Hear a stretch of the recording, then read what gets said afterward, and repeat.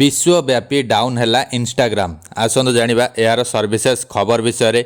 शनिवार भारत समेत विश्वर अनेक देश में लोकप्रिय social media platform Instagram down हो जाइछि।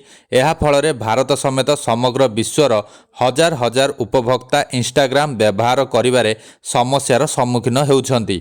यूजर माने इंस्टाग्राम रे न्यूज फीड देखिबाकू असमर्थ हेउछन्ति किंबा रील देखिबा किंबा अपलोड करिबारे असुविधा भोगुछन्ति।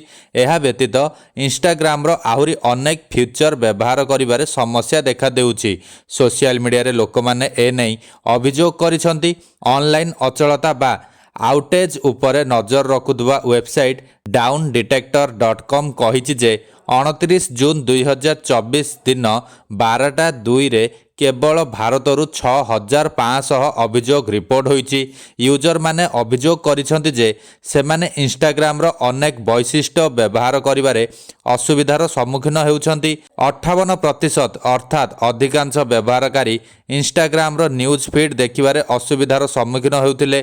सेहीपरि 32% लोक इंस्टा आप व्यवहार करिबारे असुविधा हेउछि बोली कहूथिबा बेले 10% यूजर कहिसन्ति जे सर्भर धीमा हो जाइछि। सेहीपरि अन्य देशगुड़िकरू भी समान अभियोग सामना को आसिछि।